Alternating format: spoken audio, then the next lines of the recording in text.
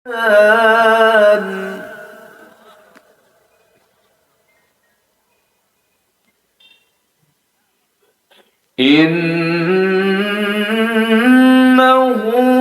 كان ظلوما جهولا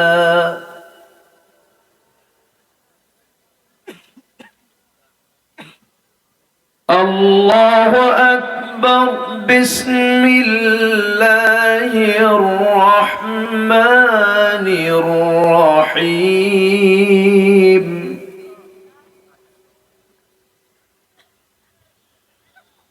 إن الله وملائكته يصلون على النبي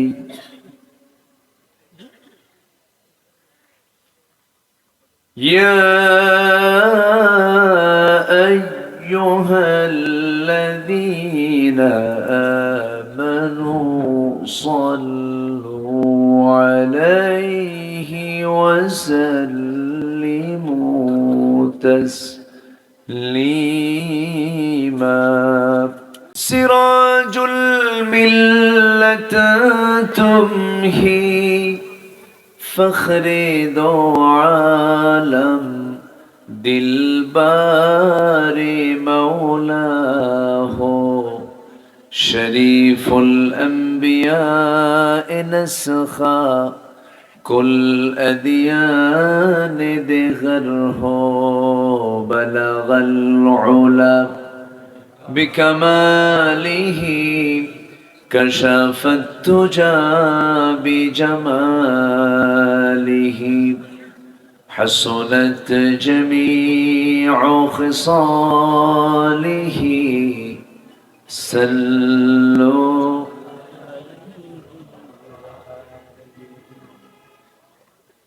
মেঘে ময়ূরী পশ্চিমেতে যে ওই আমার সালাম নবীর দেশে দিও মেঘে ময়ূরী পশ্চিমেতে যে ওই আমার সালাম নবীর দেশে দিও রওজা জিয়ারতের আশায় রওজা জিয়ারতের আশায় পিয়াসী অন্তর যেথায় আমার প্রিয় নবী যেথায় আমার প্রিয় রাসূল ঘুমান নিরন্তর মেঘ ময়ূরী পশ্চিমেতে যে ওই সবাই বলি সাল্লাল্লাহু আলাইহি ওয়াসাল্লাম।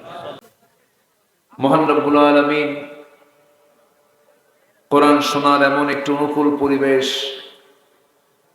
তৈরি করে দিয়েছেন যা কয়েক মাস আগেই ছিল না।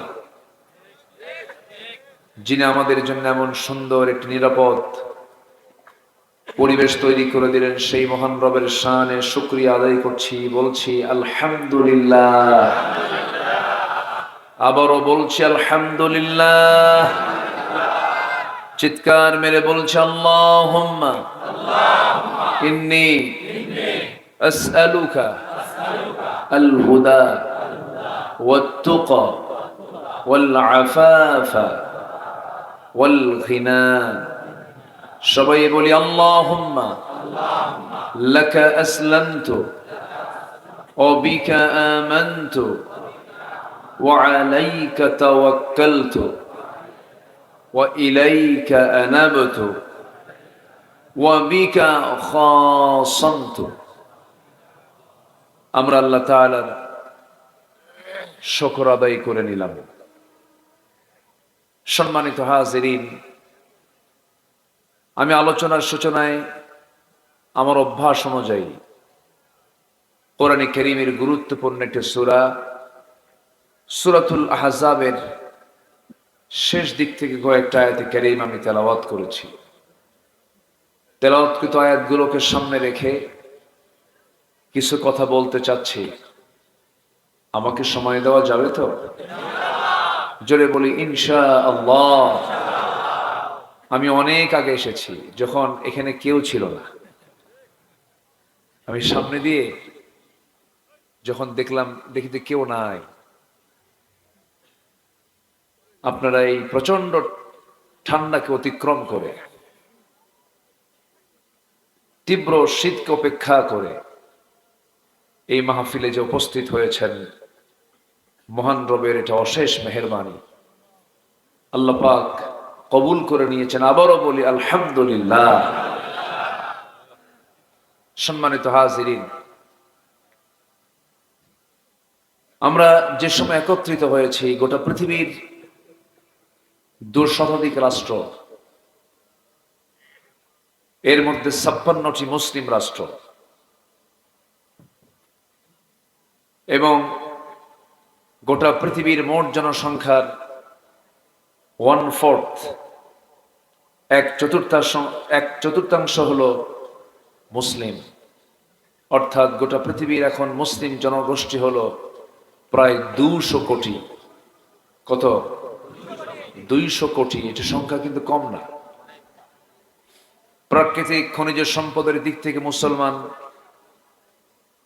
তাদের নিয়ন্ত্রণাধীন যে সম্পদ, যা গোটা পৃথিবীর সকল গোষ্ঠীর চাইতে অনেক বেশি। যদি টপ 10 কান্ট্রিজ ধনীর তালিকায় যদি ধরা হয়, এর মধ্যে 1 নম্বর সহ প্রথম সারির 3-4টি রাষ্ট্রই হলো মুসলমানদের রাষ্ট্র। অথচ এত কিছু থাকার পরেও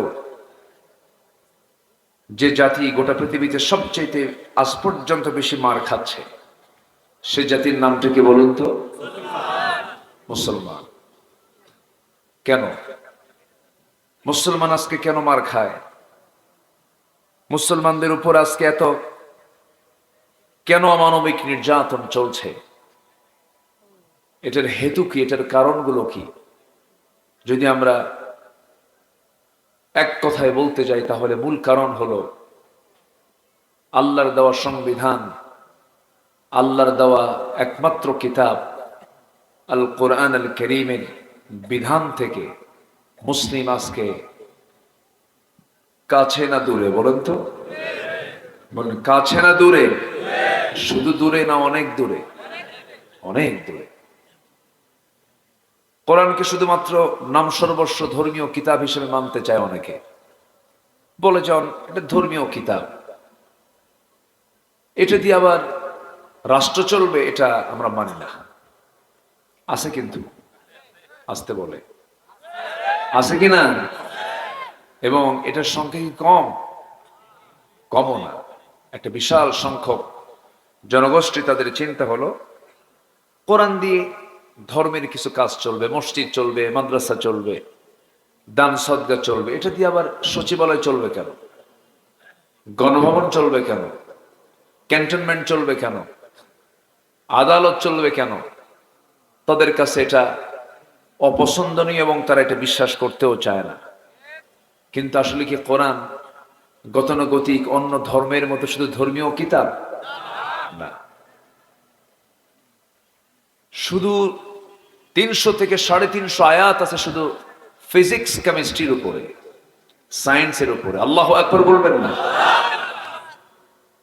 আপনি কি চান? আপনি চিকিৎসক, চিকিৎসা নেবেন, পাবেন। ইঞ্জিনিয়ারিং কোন তথ্য নেবেন, পাবেন। গবেষক গবেষণা পাবেন, সাহিত্যিক সাহিত্য পাবেন, রাজনীতিবিদ রাজনীতি পাবেন, রাষ্ট্রপতি রাষ্ট্র পদ্ধতি পাবেন, আইনজীবী আইন পাবেন, বিচারক বিচার পাবেন, ব্যবসায়ী ব্যবসা পাবেন। এমন কোন দিক এবং বিভাগ নাই যা এর মধ্যে বাদ পড়েছে। তাহলে বলুন তো, এই কিতাব কি শুধু সাধারণ কোন ধর্মের কিতাব? মহাকাশ নিয়ে কথা আছে এই কোরআনে কারীমের ভিতরে, অকল্পনীয়। এটা মানুষের দ্বারা কখনোই সম্ভব নয়। প্রচলিত কি বলে, এই সম্প্রতি সায়েন্স একটা বিষয় প্রমাণ করেছে, এই যে আমরা বসে আছি যে জমিনে, এই জমিন এবং আসমান এর মাঝে যে মহাশূন্য আমরা দেখছি, যার কোনো কুল কিনারা আজ পর্যন্ত মানুষ খুঁজে পায় নাই। এই আসমান এবং জমিন একসময় একসঙ্গে লাগানো ছিল। একসঙ্গে কি লাগানো ছিল? এর মধ্যে কোনো শূন্যতা ছিল, লাগানো ছিল একসঙ্গে। সায়েন্স বলছে প্রচন্ড একটা ধাক্কার মধ্য দিয়ে এই বিশাল আসমান এবং জমিনের এই মহাশূন্যতা মাঝখানে সৃষ্টি হয়েছে। ধাক্কার মধ্য দিয়ে এই মহাশূন্যতা পয়দা হয়েছে। এটাকে বলে বিগ ব্যাং থিওরি। মানে এটা একটা হচ্ছে সায়েন্সের একটা আধুনিক তাদের নাম দেওয়া বিগ ব্যাং থিওরি। যারা গবেষণা করেন তারা এটা শুনে থাকবেন, শুনেছেন। এই বিগ ব্যাং থিওরি সায়েন্স, এই আধুনিক সায়েন্স তারা এটা সম্প্রতি তারা এটা প্রমাণ করেছে, বললো যে এটা এরকম ছিল। কিন্তু আল্লাহ তাআলা আজ থেকে ১৫০০ বছর আগে আমার নবীকে জানিয়ে দিলেন। কিভাবে জানিয়ে দিলেন দেখেন, যারা অর্থ বুঝবেন তারা একদম ক্লিয়ার হয়ে যাবেন। আল্লাহ রাব্বুল আলামিন বলেন, أَوَلَمْ يَرَ الَّذِينَ كَفَرُوا أَنَّ السَّمَاوَاتِ وَالْأَرْضَ كَانَتَا رَتْقًا فَفَتَقْنَاهُمَا وَجَعَلْنَا مِنَ الْمَاءِ كُلَّ شَيْءٍ حَيٍّ জোরে বলুন আল্লাহু আকবার। ওই কাফেররা কি তাকায় না, নজর দেয় না? নিঃসন্দেহে আসমান এবং জমিন এক সময় লাগানো ছিল, এক জায়গায় ছিল, কিন্তু সময়ের পরিক্রমায় এক পর্যায়ে মহা ধাক্কার মধ্য দিয়ে বিশাল মহাশূন্যের পয়দা হয়েছে। আমার বন্ধুগণ, আধুনিক সায়েন্স, আধুনিক বিজ্ঞান এটা হালে প্রমাণ করেছে। আর আমার নবীকে আল্লাহ তাআলা ১৫০০ বছর আগে বিশ্ব নবীর মাধ্যমে গোটা বিশ্ববাসীকে আমার আল্লাহ তাআলা জানায়া দিয়েছে। জোরে বলি সুবহানাল্লাহ। তাহলে একজন ব্যক্তির দ্বারা কি এই কোরআন রচনা করা সম্ভব? বলেন তো। কি তথ্যগুলো আল্লাহ পাক এই কিতাবের মধ্যে দিয়ে দিয়েছেন বহু আগে। এখন বলুন, বিজ্ঞান কোরআন থেকে, বিজ্ঞান কি প্রমাণ করেছে না কোরআন থেকে ধার করেছে? কোরআন থেকে ধার করেছে। যেখানে সকল জ্ঞান শেষ, সেখানে কোরআনের জ্ঞান শুরু। পৃথিবীর কোন জ্ঞান যেখানে আর কুলাচ্ছে না, তখন আসতে হবে কোন কিতাবের দিকে? কোরআনের দিকে। এটা দরিয়া। সায়েন্স ভুল করবে, বিজ্ঞান ভুল করবে, পৃথিবীর তথ্য পরিবর্তন হবে, চেঞ্জ হবে, ভুল হবে। কিয়ামত পর্যন্ত কোরআনে কারীমের ভুল প্রমাণ করার কোনো সাহস কেউ পাবে না। এত বড় একটি মজবুত কিতাব থাকার পরেও আজকে মুসলমান হয়ে পুঁজিবাদকে রিসিভ করে, সেকুলারকে রিসিভ করে, ন্যাশনালিজমকে রিসিভ করে, সোশ্যালিজমকে রিসিভ করে, গ্রহণ করে নেয়। মুসলমান তো পৃথিবীর তৈরি করা আইনকে বিশ্বাস করতে পারে না। যদি বিশ্বাস করে, তার ঈমান আছে না গেছে? তার ঈমান আছে না গিয়েছে? তার ঈমান আর থাকবে না। সম্মানিত ভাইয়েরা, বহু কথা আছে, আস্তে আস্তে করে বলি। আমাকে সময় দিচ্ছেন তো নাকি? উঠতে একটু দেরি করে ফেলেছেন। একটু আগে ভাগে উঠলে বলতেও সুবিধা হয়, শুনতেও সুবিধা হয়। কিন্তু পারি না, জানেন। আমি বলিও না কিছু। আমাদের দেশের প্রায় 99% মাহফিলের এই প্রবলেম।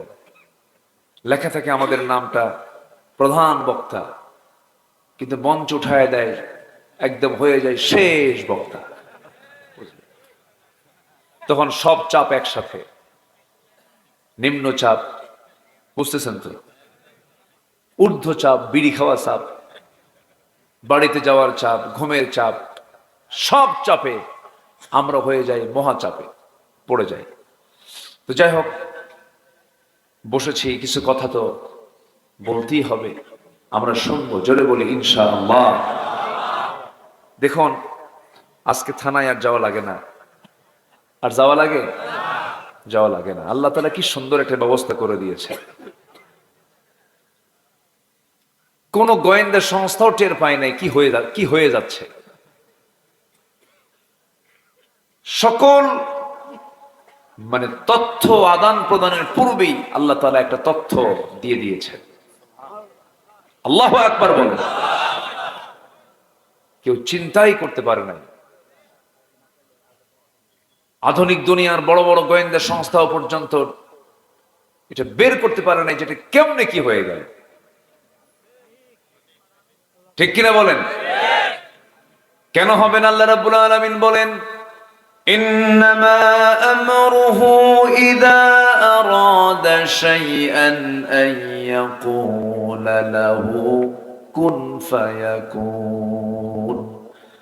আমার আল্লাহ যখন কোনো কাজের সিদ্ধান্ত নিয়ে নেন, শুধু তিনি মুখ থেকে বলেন কুন হয়ে যাও, সঙ্গে সঙ্গে তা হয়ে যায়। জোরে বলি সুবহানাল্লাহ। সময় লাগে না, মাইক্রো সেকেন্ডের আগেই তা হয়ে যায়। তিনিই তো করেছেন এই পরিবর্তন। হয়তোবা সাথে কিছু বান্দার চোখের পানি আছে না নাই? এমনি এমনি হয়নি তো। কত মাজলুমের অন্ধকার প্রকোষ্ঠে থাকা, গোটা রাতের চোখের পানি দিয়ে জায়নামাজ ভিজে যাওয়া, বালিশগুলো ভিজে যাওয়া, কত মাজলুমের রক্তগুলো জমিনে ঝরেছে। অনেক কিছুর অবদান, অনেক কিছুর ত্যাগের বিনিময়ে তো আল্লাহ তাআলা এটা পরিবর্তন এনে দেন। সম্মানিত ভাইয়েরা, এখন এই পরিবর্তন যে এসেছে, এখন আমাদের কিছু করণীয় যারা মুসলমান তাদের আছে না নাই বলেন তো? আসতে বলবেন না, আছে না নাই? যারা জুলুম করেছেন আমরা তাদের জন্য দোয়া করি, আল্লাহ তুমি তাদেরকে জালিম থেকে, জুলুমের পথ থেকে তাদেরকে তওবা করে ঈমানের পথে ফিরে আসার তৌফিক দিয়ে দাও। আমরা প্রতিশোধ পরায়ণ নই, রাসূল আমাদেরকে তা শিখান নাই। আমরা প্রতিশোধ নিতে চাই না, আমরা ক্ষমা করতে জানি। প্রতিশোধের মজা হলো কিছুক্ষণ, আর ক্ষমা করে দেওয়ার মজা হলো সারা জীবন। ঠিক কিনা বলেন? আপনি কাউকে ক্ষমা করবেন, সারা জীবন আপনি আনন্দ পাবেন, তৃপ্তি পাবেন, আমি তাকে ক্ষমা করে দিয়েছি। কিন্তু আপনি অ্যাকশন নিলেন, প্রতিশোধ নিলেন, কিছুক্ষণ আপনি তৃপ্তি পাবেন, এরপর আপনি নিজেও মজা পাবেন না। এই জন্য রাসূল ক্ষমা করতে শিখেছেন, আমরা ক্ষমা করতে জানি।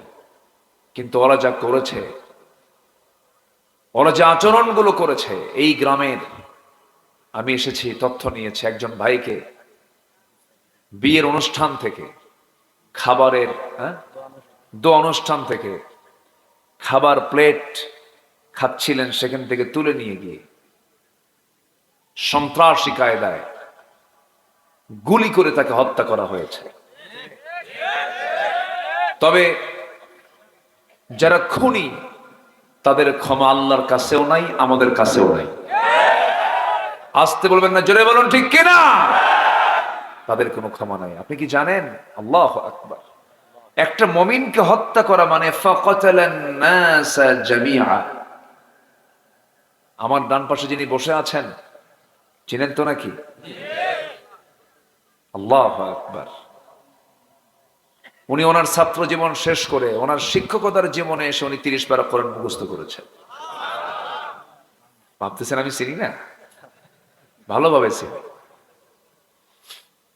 উল্লাপাড়াতে অনেক আগে এসেছি তো, আসি। উল্লাপাড়ার মাটি মানুষকে চিনি। এই যে আমার আলাউদ্দিন ভাই বসে আছেন, আজকে আমাদের জাতীয় নেতা, ইসলামী ব্যক্তিত্ব, কত বড় মাপের যে তিনি একজন ব্যক্তি, মাওলানা রফিকুল ইসলাম খান হাফিজাহুল্লাহ। তিনি দেশের বাইরে সফরে ছিলেন, তার নামে মামলা ছিল বেশি না, মাত্র 250টা। কয়টা বলেন তো? এটা আমার সালাম জানাবেন যে, হ্যাঁ একটু বলবেন যে তার জন্য আমরা দোয়া করি। চিন্তা করেন, একটা মানুষের নামে যদি 250 মামলা থাকে, সে কি করবে ঠিকই বলে? মানুষ কি এত এত হিংস্র হয় আর এত হিংসুক হয়? আর একটা মানুষ কি এতগুলো কাজ করতে পারে? 250 মামলা। যা শয়তান কয় আমি এত বড় শয়তান না।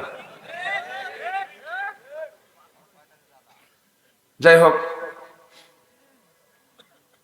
আমরা একটা পরিবর্তন পেয়েছি, আমরা এটাকে কাজে লাগাবো। জোরে বলি ইনশাআল্লাহ। আল্লাহ সুযোগ দেন না? সুযোগ দিয়েছেন, আমরা এটাকে কি করব? কাজে লাগাবো। কি দিয়া বলেন তো? কি দিয়ে কাজে লাগাবো? কোরআন দিয়ে। জোরে বলি ইনশাআল্লাহ। আমি যেখান থেকে তেলাওয়াত করেছি, সেই তেলাওয়াতকৃত আয়াতগুলো হচ্ছে সূরাতুল আহজাব। সূরাতুল আহজাব থেকে আমি শেষ দিকের কয়েকটা আয়াত আমি তেলাওয়াত করেছি। আল্লাহ তাআলা ঈমানদারকে এখানে ডাক দিচ্ছেন। ঈমানদারকে ডাক দিয়ে কিছু আমলের কথা বলেছেন, যে তোমরা এই কাজগুলো করো, এই কাজগুলো করলে তোমাদের যে ভুলভালগুলো আছে আমি এগুলো ঠিক করে দেব, মানে পাশ করায় দিবেন। তিনি কে? তিনি কে বলেন তো? আল্লাহ বলছেন আমি তোমাকে এই কাজগুলো করবা, আমি তোমাকে তোমার আমলনামা যেগুলো ভুলভাল ছিল আমি ঠিকঠাক করে দেব, এবং শুধু তাই না, তোমার জীবনের সকল গুনাহগুলো মাফ করে দেব। তাহলে আর কিছু লাগে? আর কিছু লাগে আমাদের? আল্লাহ যদি মাফ করে দেয় আর কিছু লাগে? আল্লাহ রাব্বুল আলামিন সুন্দর করে বলেন, ইয়া আইয়ুহাল্লাযীনা আমানু ইত্তাকুল্লাহা ওয়া কুলু কাওলান সাদীদা يصلح لكم أعمالكم ويغفر لكم ذنوبكم ومن يطع الله ورسوله فقد فاز فوزا عظيما جربنا الله أكبر সূরাতুল আহজাব আয়াত নাম্বার 70 এবং 71। আল্লাহ রাব্বুল আলামিন ঈমানদারকে ডাক দিয়ে বলছেন তোমরা 3টা কাজ করো। আমরা আজকে 3টা কাজ শিখে যাব, জোরে বলি ইনশাআল্লাহ। নাম্বার 1 হলো তোমরা ভয় করো একমাত্র কাকে? আল্লাহ ছাড়া কাউকে ভয় করা জায়েজ আছে? বলেন জায়েজ আছে? মানুষ মানুষকে ভয় পাবে না, মানুষ পৃথিবীর কাউকে ভয় পাবে না। কে ছাড়া? আল্লাহ ছাড়া মানুষ কখনো কাউকে ভয় করতে পারে না। আল্লাহ রাব্বুল আলামিন বলছেন আমাকে ভয় করলে তার ফলাফল কি হবে শুনে রাখো। ওয়া আম্মা মান খাফা মাকামা রাব্বিহি ওয়া নাহান নাফসা আনিল হাওয়া ফাইন্নাল জান্নাতা হিয়াল মাওয়া। জোরে বলুন আল্লাহু আকবার। আমাকে ভয় করবে, তোমার স্থান হয়ে যাবে জান্নাতে মাওয়া। আমাকে তুমি ভয় করবে, তোমার জন্য 15টা সুসংবাদ আমি আল্লাহ তোমার জন্য রেখে দিয়েছি। আল্লাহ কোরআনে কারীমের মধ্যে মুত্তাকি বান্দার জন্য, যে বান্দা আল্লাহকে শুধু ভয় করবে তার জন্য 15টা সুসংবাদ দিয়েছেন। জোরে বলে সুবহানাল্লাহ। এর মধ্যে একটা বলেছি, আরো আছে কয়টা? 14টা। শুনতে রাজি আছেন তো সবাই? 3টা কাজ আমরা আজকে শিখে যাব। নাম্বার 1, শুধু আমি বললাম আমরা আল্লাহকে ভয় করব। আল্লাহকে ভয় করা কাকে বলে? আল্লাহকে ভয় করা মানে হলো আমি যে কোনো কাজ করতে গেলে আগে দেখব কোনটা হালাল, কোনটা হারাম, কোনটা ন্যায়, কোনটা অন্যায়, কোনটা প্রহিবিটেড, কোনটা লেজিটিমেট, কোনটা বৈধ, কোনটা অবৈধ, কোনটা লিগ্যাল, কোনটা ইল্লিগাল। এটা যদি কোনো বান্দা যদি একটু হিসাব করে যদি ইল্লিগাল গুলোকে, হারাম গুলোকে যদি মাইনাস করে যদি হালাল গুলোকে গ্রহণ করে, ওই বান্দাকে বলা হয় হলো মুত্তাকি বান্দা। তাহলে তাকওয়া মানে হচ্ছে বিরত থাকা, ওয়াকিয়ুন মানে বিরত থাকা। কি থেকে? অবৈধ থেকে, হারাম থেকে নিজেকে বিরত রাখা। ধরুন কোন একটা বাঁশঝাড় আপনি অতিক্রম করবেন, গ্রামে তো বাঁশঝাড় তো সবাই চেনার কথা। বাঁশঝাড় সামনে পড়েছে, আপনি বাঁশঝাড়টা আপনি পার হয়ে ওপারে যাবেন, বাঁশঝাড়ের ওই সাইডে যাবেন। বাঁশঝাড়ের ভিতরে দিয়ে যদি আপনি চোখ বন্ধ করে দৌড় মারেন, আপনি কি সুস্থ থাকবেন? কেন?